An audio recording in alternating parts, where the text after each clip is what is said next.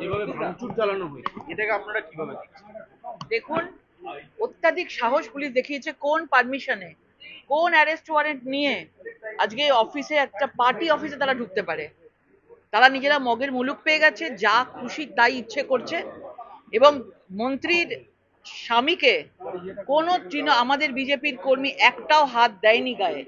মিথ্যে কথা ছড়ানো হচ্ছে এবং আমাদের বিজেপি কর্মীদেরকে কেস দেওয়া হয়েছে এবং তাদেরকে মানে একদম মানে ভুলবশত আমি বলবো মিথ্যে কেস দিয়ে বিজেপি কর্মীদেরকে ডিস্টার্ব করা হচ্ছে যেন আগামী দিনে তারা এই ধরনের কিছু না করে।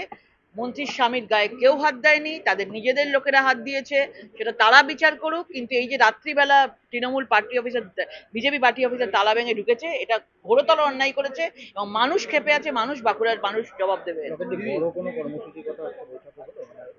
না, আমাদের সাংগঠনিক আলোচনা ছিল, যেরকম হয় আমাদের মিটিং, সেগুলোই আলোচনা হয়েছে। দিদি, ঘাটের ওপর বান্ডিল বান্ডিল টাকা টাকা গুনছেন তৃণমূলের পঞ্চায়েতের সদস্যের ভাই, চাকরি দেওয়ার নাম করে 8 লক্ষ টাকা নেওয়ার অভিযোগ কাঠগড়ায় রুইপুর গ্রাম পঞ্চায়েতের তৃণমূল প্রধানের ভাই।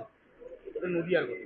তৃণমূল মানেই হচ্ছে তোলাবাজি, সিন্ডিকেটবাজি। মানুষের টাকা নস্যাৎ করছে, মানুষের টাকা নিয়ে নয়ছয় করছে, তৃণমূল করছে। তারা মানুষের সেবা ছাড়া তারা সব কিছুতে মানে একদম এগিয়ে, তৃণমূল এগিয়ে বাংলা যেরকম হয় সেরকম ভাবে হয়ে গেছে। মানুষের জবাব আগামী 2026-এর বিধানসভায় দেবে।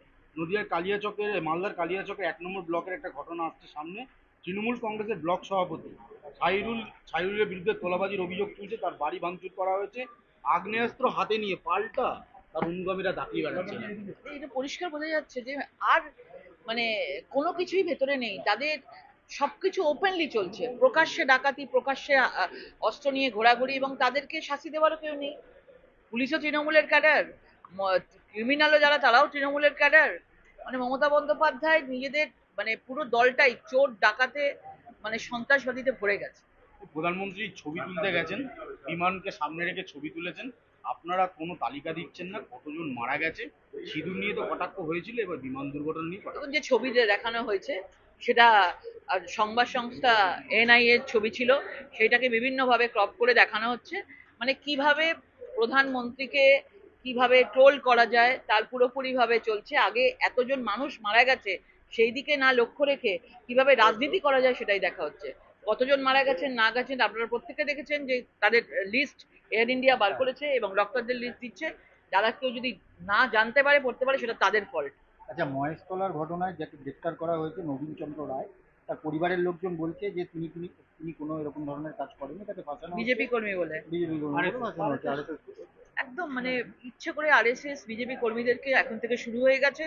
তারা ভোটের সময় কিন্তু সন্ত্রাস ওনার করবে, ওয়াইফ, ওনার রিগিং এলাকার করবে। সাধারণ মানুষও বলছে। হ্যাঁ, সন্ত্রাস করবে, রিগিং করবে, তাই জন্য একটা শান্ত শিষ্ট মানুষকে, যার কোনো দোষ নেই, তাদেরকে এরকম ভাবে আটক করা হচ্ছে, এরকম ভাবে ভয় দেখানো হচ্ছে। আগামী দিন যেন কেউ কিছু না করে।